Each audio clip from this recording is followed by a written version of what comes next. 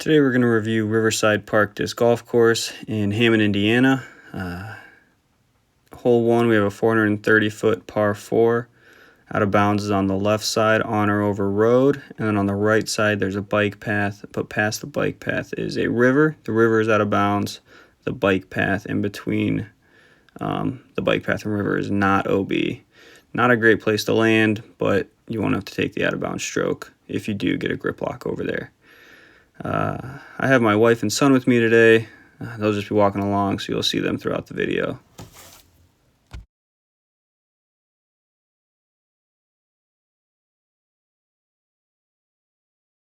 Here I went with the Balance 5502, or the flight numbers. Went for the Anheuser. Wind caught it, threw it straight into the ground. Gonna leave me a little short for outside C1 putt.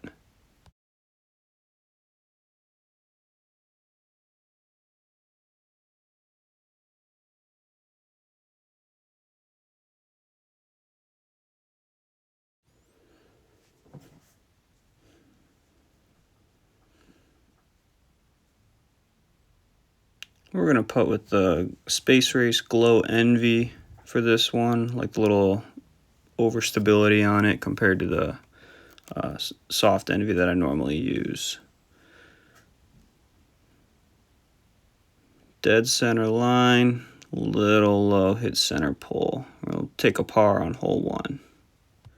Overall, pretty decent shot variety. You can go left or right of the trees off the tee pad. I've seen people take the road for the skip play on a forehand shot, but the trees are pretty sporadic, so it's not too bad. Hole 2, we have a 274-foot par 3. I went with the Balance again. Didn't learn my lesson off the first hole. Wind grabbed it, pushed it down. I didn't get that fade that I wanted on it, so I'm looking right at the base of the hill over there. Didn't get too much fade, so I'll have a pretty good look at a distance putt. The fairway's pretty open on this right side.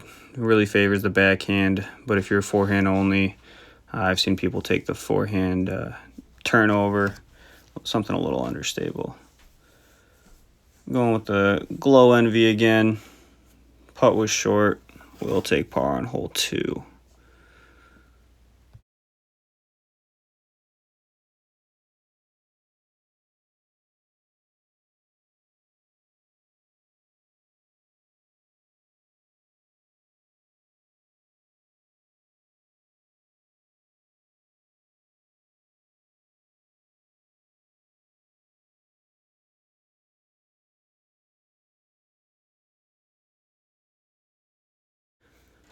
Hole 3, we got a 315-foot par 3.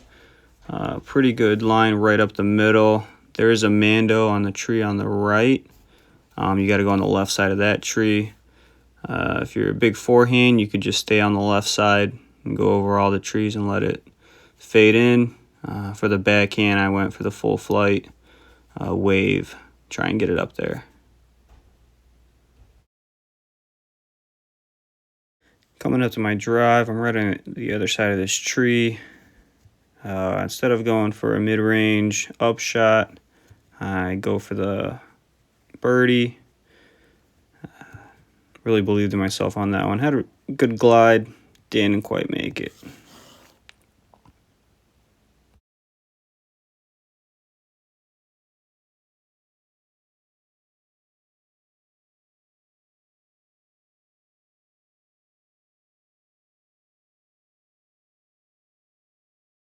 I believed in myself a little too much. Went past the basket, probably right outside C1. Took the putt back. Missed that. I'm going to take a bogey on hole 3. Currently +1 through 3.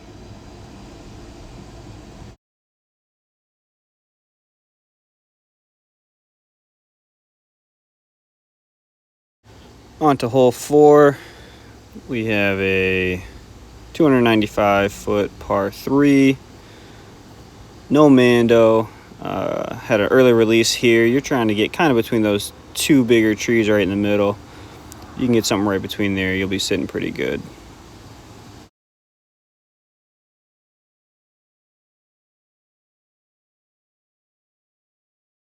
I have skipped off the top of this picnic table before.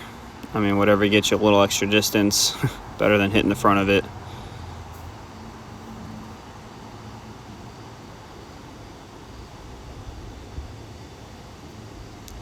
Sitting right next to this pine tree. Missed my putt, little short, little left. We'll take a par on hole 4.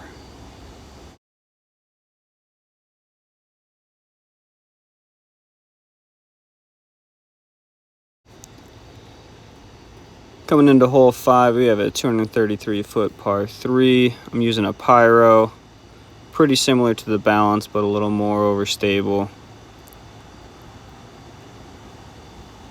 There's a tree branch that hangs kind of right in the middle. You could go for the line right under that. That's what most people take. Try and get right up to the basket. If you hit the tree branch, you're outside C1. Need a decent upshot. This is a raised basket, so your putts are gonna need to be a little more on, because if you miss high, then you got a tough putt back. You can see those trees blowing. Trying to putt in this kind of sucks, but that's what happens during tournaments, so it's the same way we practice.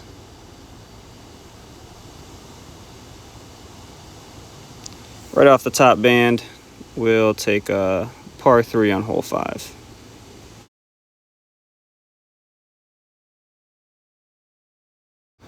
Hole 6, right behind where my putt was from. We got a 257-foot par 3. One of my favorite holes on this. I use a lot of backhand turnovers more than forehand.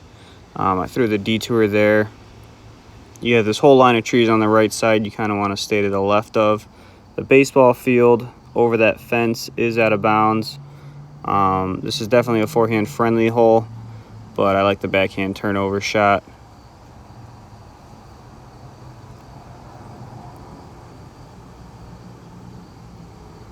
Didn't get enough on it. It landed a little short. Gonna leave me in a tough putting spot. Top band again, and we'll take a par on hole 6 as well.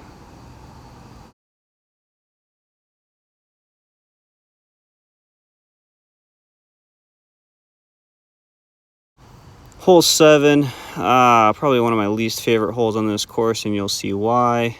377-foot par 3.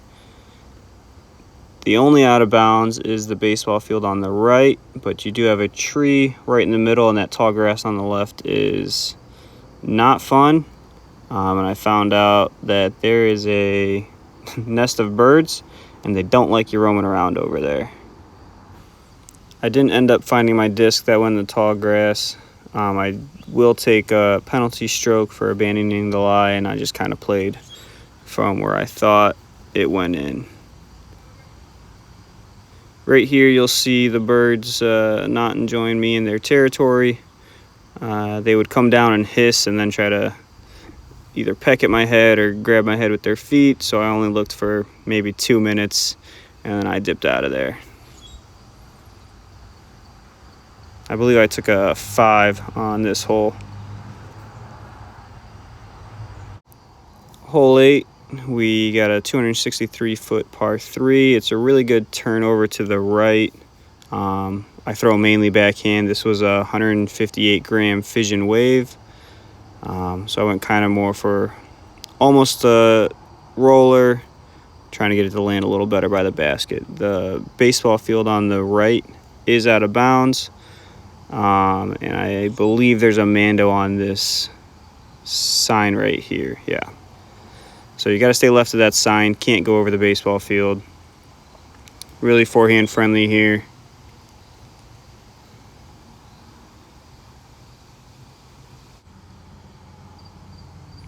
Put myself in a pretty good spot. Take the birdie. Moving on to hole 9. A little bit of a walk between hole 8 and 9, but it's mostly cement, so not much they could have done there. Hole 9, 244, par 3. I use a detour again. The road long is out of bounds. and parking lot and pathway on this left side is also out of bounds. So it's a pretty straight up shot. A lot of people use a mid-range. You could go high hyzer over the trees, forehand or backhand. It's not too much distance. Just want to try to give yourself a look at the basket.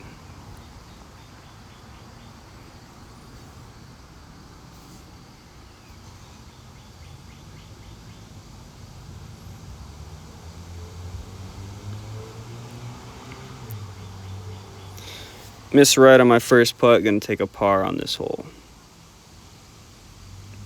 Hole 10's pretty close. You're teeing off from the parking lot right next to these handicap signs. 200-foot par 3. I'm using a flare. Very overstable. I like to go on the outside. Really release this one into that last tree. But usually I like to, if you can get right below those branches, keep it kind of close to the trees, you can get a nice fade on the end of those and land up by the basket.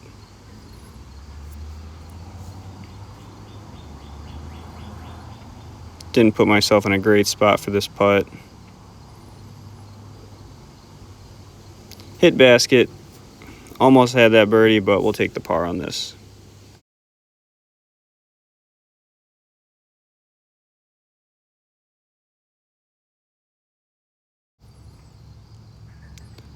Hole 11, we have a 342-foot par 3. I'm using a Fission Octane.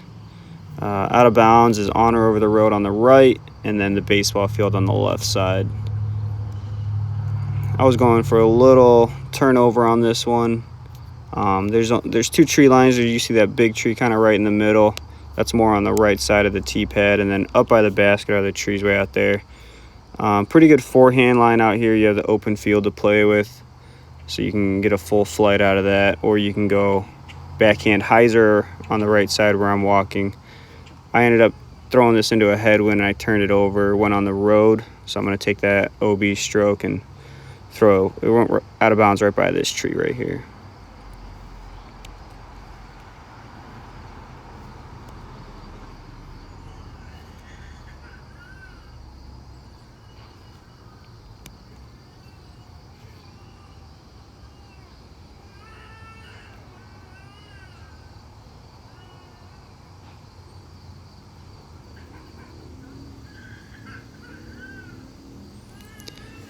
Didn't put myself in a great putting spot, and then missed the comeback putt for bogey. I took a double bogey on that one.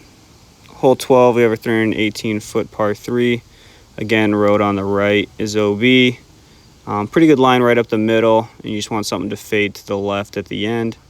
You could also go that left hyzer for forehand. These small trees don't look very big, but they'll take a disc down pretty quick, so you just either want to go over them or go right beside them and get as much distance as you can out here.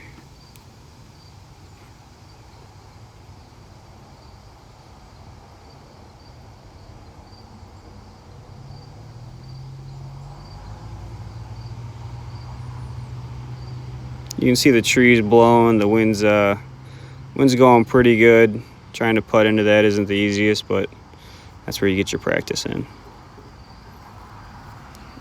Missed my putt for birdie.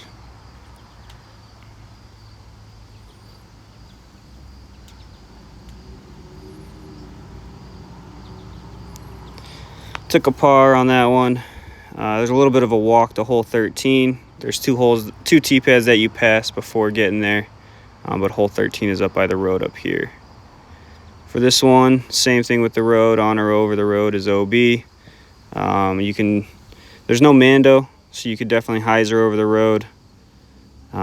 People use that skip shot sometimes. There's a big tree on the right side right up there. Trying to get up there is usually what I go for. I've seen forehand go left side here, stay below the branches and go around all these trees. There is a dog park up here. The dog park is also OB, so you don't really want to pump something too far if you're throwing forehand and then end up in the gate.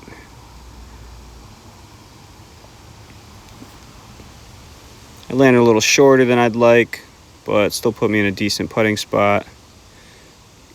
Missed the birdie putt. We'll take a par on this one as well.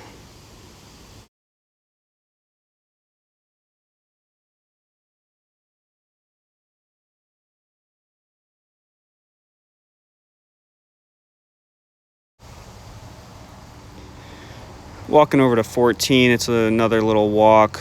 You're going to follow the dog park down, and then you're going to cross the street right up here, past the signs. They recently put this bridge up here on the left. They put that in, so there used to be another hole coming back. They had to take that one out and replace it. So this 235-foot par 3 sidewalk is not out of bounds, but the road is, and the pathway up top is also out of bounds. I've seen guys, when this is in the long pin position, they go over the path on the left, big forehand hyzer, and land on the other side underneath the bridge up here. But I don't throw a forehand that far, so I stick to the backhand open space hyzer shot. Took a par on 14. 15 is probably the furthest walk on the course, simply because they built the bridge and had to move it up. But again, follow the dog park back, right by the parking lot, and you'll see this tee pad right up here. Hole 15, you have a 307-foot par 3. Pretty open field. I always try to go with a more understable driver, and in this case I put a little hyzer on it and didn't get the understability I wanted. I had that tailwind, didn't really let it flip over, so I'm going to end up here on the left side by this gate. The pathway here is not out of bounds. The road is. I did land on the grass, so I just went for a little upshot to the basket to try and get par and get out. Pushed it a little farther than I like, especially with this wind. Putts aren't as easy as you would hope, even inside C1. Like I said, this pathway right here, this parking spots and stuff, those are not out of bounds, so if you land there, you just play where it lies. You can see the trees blowing pretty good. I'm trying to set up for the putt. Missed a little low. I'm going to take a bogey on hole 15. There's 2 tee pads for hole 16. This little pond area right in front of me is out of bounds, so you want to make sure you clear that. There's a few sporadic trees up by the basket, but if you can keep it down the middle, it's a pretty decent shorter hole.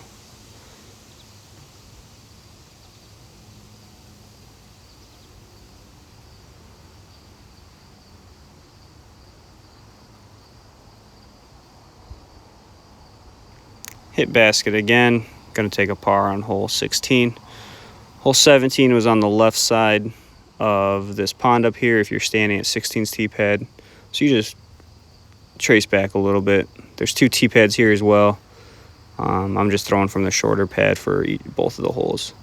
It's a 299-foot par 3. Pretty open all the way down until you get closer to the basket. There is a little space between that dead looking tree on the right and then the full tree on the left. If you can get a backhand kind of turn over there and then fade back to the basket, you could squeeze right through there.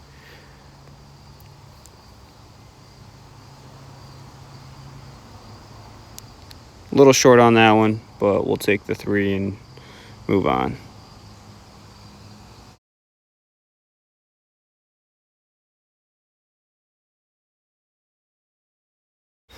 Finishing up with hole 18, we have a 205-foot par 3.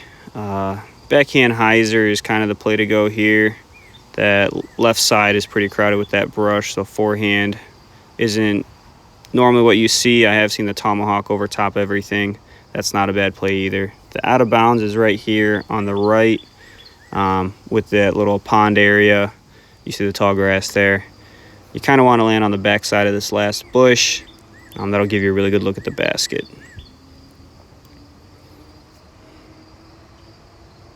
Right where I'm at is, be nice to land a little closer, but it's not bad. And I'll make this and take a birdie, finish out on 18.